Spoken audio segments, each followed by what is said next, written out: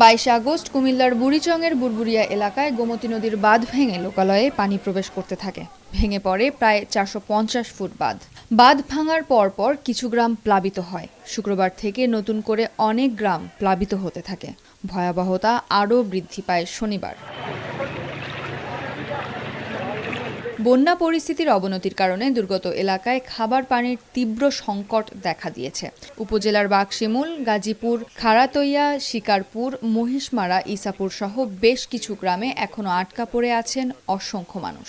তাদের কেউ কেউ বাড়ির ছাদে অবস্থান নিয়েছেন। তাদেরকে উদ্ধার করা যাচ্ছে না নৌকার অভাবে। আমরা এখন আছি বুড়িচং। এখানের পরিস্থিতি এত দ্রুত খারাপ অবস্থায় যাচ্ছে, ভয়াবহ অবস্থায় যাচ্ছে। এই এলাকায় কখনো নৌকার দরকার পড়ে নাই, যার কারণে কারোর কাছে নৌকা নেই। আমাদের কাছে অনেক প্রেগনেন্ট মহিলা আছে, অনেক বয়স্ক মানুষ আছে যারা আসলে